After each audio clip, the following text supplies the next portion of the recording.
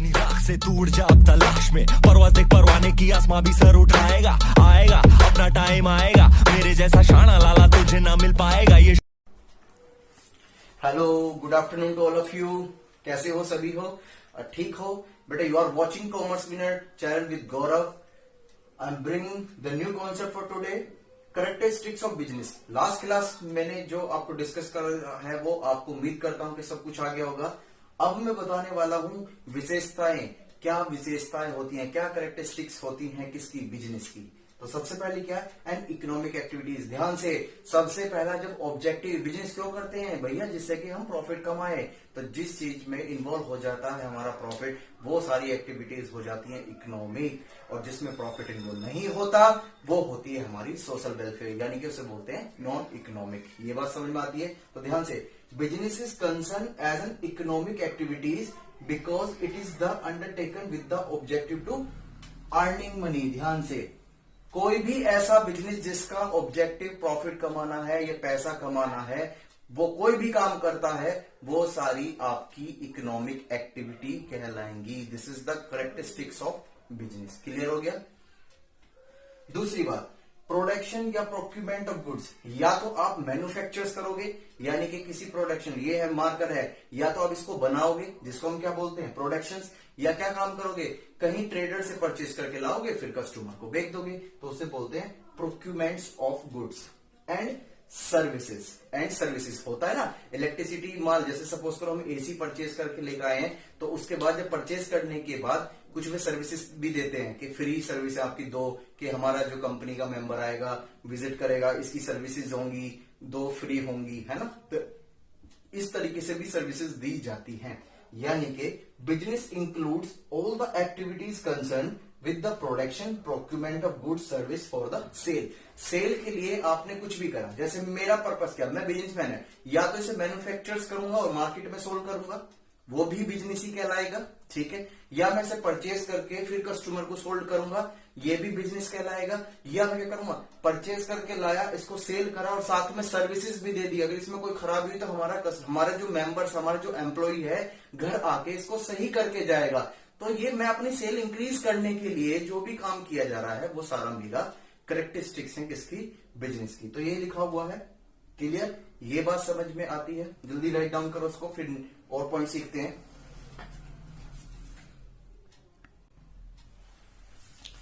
दो पॉइंट हम क्लियर कर चुके हैं। थर्ड पॉइंट क्या है? सेल और exchange of goods and services. Sale का मतलब तो आप समझते ही हो, हमारे पास कोई कस्टमर आया, हमने उसको गुड्स सेल कर दिया। एक्सचेंज का मतलब क्या होता है? कभी कभी आपने देखा हो, कंपनी एक पॉलिसीज निकालती है, एक स्कीम निकालती है कि आप अपना पुराना माल लेकर आइए और नया माल लेके चले जाइए, कुछ आपको हम डिस्काउंट दे देंगे उसमें। ये बात समझ में आती है? तो उसको ही exchange of goods and services बोलते हैं। देयर शुड बी सेल्स और exchange of goods and services between the seller and buyer. यानी कि कैरेक्टरिस्टिक्स का मतलब क्या कि यहां पर जो है बायर और सेलर्स के बीच में क्या होना चाहिए? सर्विसेज होनी चाहिए। किस चीज की? कि गुड्स को कोई सेल कर रहा है तो परचेज भी होना चाहिए और गुड्स एक्सचेंज भी होना चाहिए। ये बात समझ में आती है?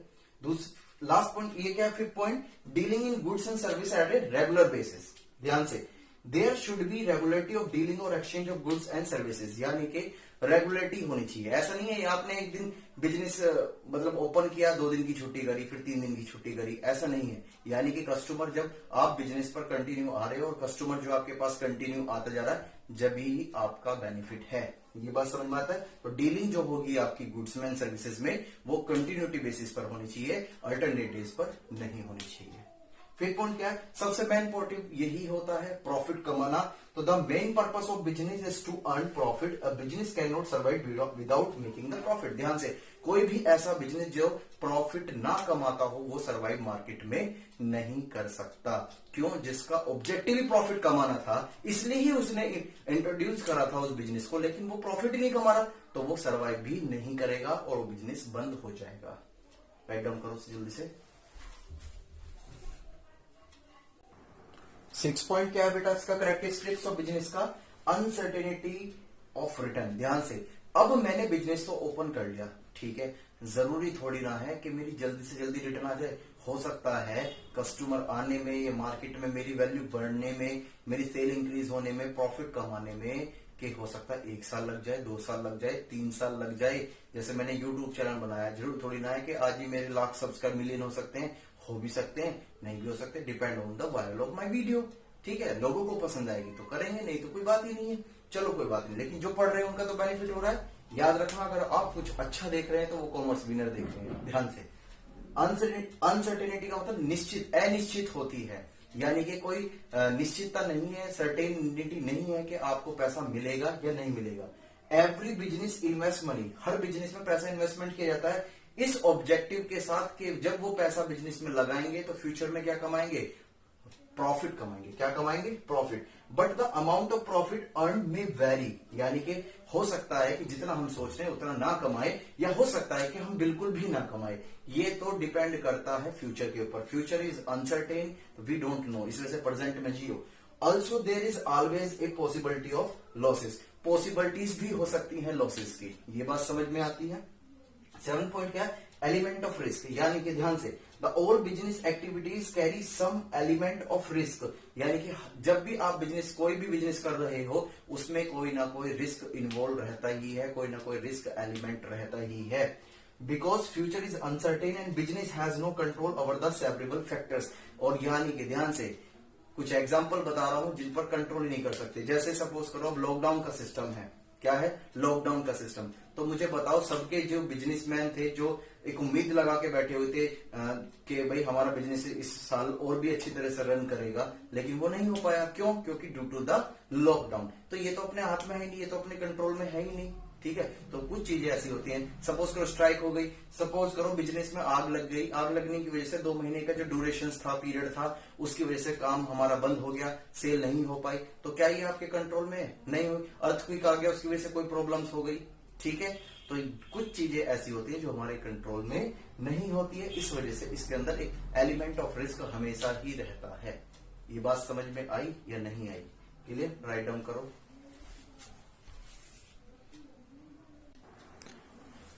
अब इस टॉपिक में कुछ नया भी सीखते हैं, ध्यान से। Comparison of business, profession and employment. ध्यान से, इकोनॉमिक एक्टिविटीज क्यों? क्योंकि सबका मोटिव क्या है, प्रॉफिट कमाना है, इस वजह से क्या है ये इकोनॉमिक एक्टिविटीज। जरा बिजनेस को समझते हैं।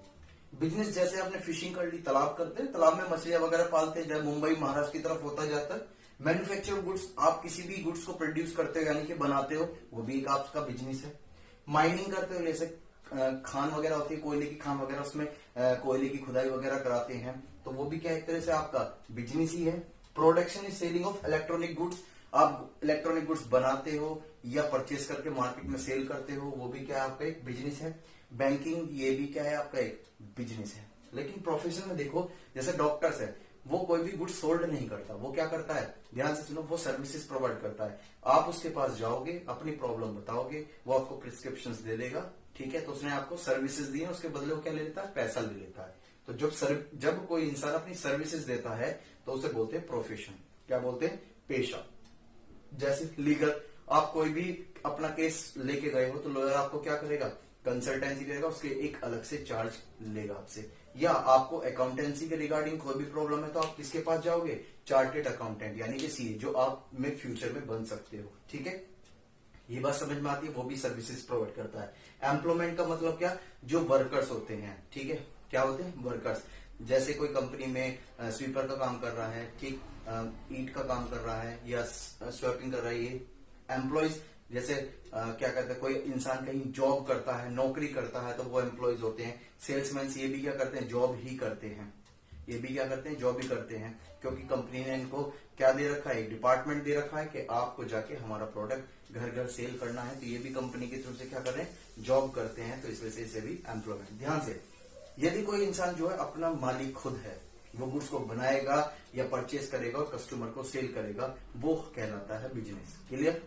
प्रोफेशन, जो मार्केट में अपनी सेवाएं देगा। जैसे टीचर जो होता है, अगर एक टीचर ट्यूशन पढ़ा रहा है तो वो प्रोफेशन है। अगर एक टीचर जो है वो जॉब कर रहा है तो वो क्या हो जाएगा, एम्प्लॉयमेंट। ध्यान से, ये बात समझ में आती है प्रोफेशन एंड एम्प्लॉयमेंट में भी। क्लियर? जैसे सपोज करो एक डॉक्टर है, तो अपनी क्लिनिक पर बैठा हुआ है, तो वो तो हो जाएगा उसका क्या, प्रोफेशन। लेकिन अगर वो किसी हॉस्पिटल में जॉब करता है तो वो आ जाएगा किसमें, एम्प्लॉयमेंट में। क्लियर होती है ये वाली बातें? क्लियर? राइट डाउन करो उसको।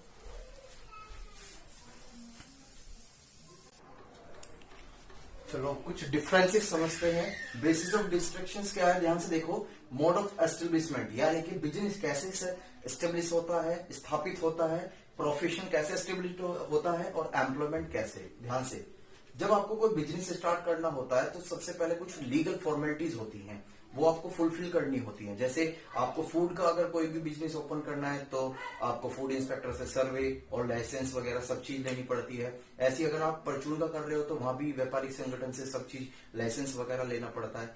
मेडिकल कुछ भी काम करना चाह रहे हो आप तो उसके लिए लाइसेंस नेसेसरी होता है। This is the legal requirement to the establishment of your business. Okay, दूसरा क्या होता है प्रोफेशन। प्रोफेशंस के लिए क्या, जैसे सपोज करो कि example, because I am the pursuing CA so that's why I am the concern to the regarding the professions. ध्यान से सुने, सपोज करो मैं सीए क्वालिफाई हो गया और मैं जॉब में जाके अपनी प्रैक्टिस स्टार्ट कर दी, यानी कि मैं लोगों का काम देखता हूँ, अकाउंट्स वगैरह का, टैक्स वगैरह का, कॉस्ट। ठीक है, ये बात समझ में आती है। तो ध्यान से, मुझे उसके लिए क्या चाहिएगा, जो हमारा इंस्टीट्यूट है यानी कि जो आईसीआई है वो इंस्टीट्यूट मुझे सीओपी देगा, यानी कि सर्टिफिकेट ऑफ प्रैक्टिस, यानी कि एक सर्टिफिकेट दे दिया कि हाँ ये बंदा प्रैक्टिस कर सकता है और ये हमारे लिए क्या है, हमारा एक मेंबर है। तो ये लिखा हुआ है membership of A professionals body, ठीक है, and certificate of the practice required, यानी कि जो मेरी प्रोफेशनल बॉडी है वो क्या है, हमारी आईसीआई, जो हमारा इंस्टीट्यूट है जो सीए कराता है, और मुझे क्या दे देगा वो सर्टिफिकेट, और मैं क्या करूंगा, अपनी प्रैक्टिस स्टार्ट कर सकता हूं। एम्प्लॉयमेंट में आफ्टर, ये कह start after getting the appointment letter. ध्यान से, मैं कहीं इंटरव्यू, मैंने सीओपी अपनी स्टार्ट करी, मेरा बिजनेस नहीं चल पाया तो मैं जॉब करना चाहता हूं, तो मैं कंपनी एमएनसी कंपनी में गया और मैंने इंटरव्यूज वगैरह दिए और मैं सेलेक्ट हो गया। जब तक मुझे ज्वाइंट यानी कि अपॉइंटिंग लेटर नहीं मिलेगा, जब तक मैं ये नहीं मान सकता कि मैं नौकरी पर आ चुका हूं, यानी कि मैं सेलेक्ट हो चुका हूं। ये बात समझ में आ रही है। लिखा हुआ है start after getting appointment letter. Clear. दूसरा क्या है, नेचर ऑफ वर्क। ये कैसे काम करता है, बिजनेस का काम ही क्या है, या तो गुड्स आप प्रोवाइड करोगे और क्या करोगे, सर्विसेज प्रोवाइड करोगे। क्या प्रोवाइड करोगे, गुड्स परचेज करके मार्केट में सेल करोगे, या बना के क्या करोगे, सेल करोगे, एंड सर्विसेज भी दे सकते हो for increase your sale. Personalise the service expert nature. ध्यान से, प्रोफेशंस में क्या होता है, नेचर क्या होता है, जैसे आप मेरे साथ अकाउंट का वो लेके आए, कोई भी वर्क, कोई प्रॉब्लम लिखा है, तो मैं उसे तब कर पाऊंगा जब मेरी उस पर पर्सनलाइज यानी कि मेरी प्रोफेशनल्स उस पर स्किल्स है, यानी कि मैं उसमें एक्सपर्ट हूं। क्या है, एक्सपर्ट हूं। तो ये बात समझ में आती है। तो personalise service of expert nature, मैं उसमें एक्सपर्ट होना चाहिए। ये डॉक्टर होता है, जैसे सपोज करो हड्डी में अगर प्रॉब्लम होगी तो किस डॉक्टर के पास जाएंगे, हड्डी वाले। क्यों, क्योंकि हड्डी वाला जो डॉक्टर है वो एक्सपर्ट है किसमें, हड्डी के पेशेंट्स के लिए। ठीक। एम्प्लॉयमेंट का मतलब क्या है, work allotted by the employer according to the contract. ध्यान से, एम्प्लॉय को जो एम्प्लॉयर काम देगा वो काम उसे उसकी गाइडेंस के अकॉर्डिंग करना पड़ेगा। ये बात क्लियर होती है। क्वालिफिकेशंस, बिजनेस के लिए कोई भी क्वालिफिकेशंस की नेसेसरी नहीं है, क्योंकि कमाई का और पढ़ाई का कोई कनेक्शन नहीं है। ऐसा कुछ नहीं है केवल जो पढ़ेंगे जो वही ज्यादा अमीर होंगे, नहीं, ऐसा कुछ भी नहीं है। कभी हमने मुकेश अंबानी जो हमारे हैं उनकी डिग्री के बारे में पूछा, कभी नहीं पूछा ना, तो इसका मतलब क्या, कोई फैक्ट नहीं है, बस हाँ वो इंडिया के सबसे रिचेस्ट में आते हैं। ठीक। तो यानी कि no minimum qualification is necessary. Clear. Professions में यस, अगर मैं डॉक्टर का काम करना चाह रहा हूं तो मेरे पास एक डॉक्टर एमबीबीएस की या एमडी की, सर्जन या मेडिसिन प्रैक्टिशनर कुछ भी हो, उसकी एक डिग्री होनी चाहिए, जब भी मैं कर सकता हूं। और एम्प्लॉयमेंट में भी क्या, क्वालिफिकेशन, जैसे मुझे अकाउंटेंट होना है तो अकाउंटेंट के लिए minimum qualification MCom, MBA, CA ये होना चाहिए, यानी कि जैसा कंपनी में वर्क होगा उसके अकॉर्डिंग आपकी क्वालिफिकेशंस होनी चाहिए और ट्रेनिंग भी होनी चाहिए। ये बात समझ में आते हैं। तो ये आपकी क्वालिफिकेशन होनी चाहिए। राइट डाउन करो उसको।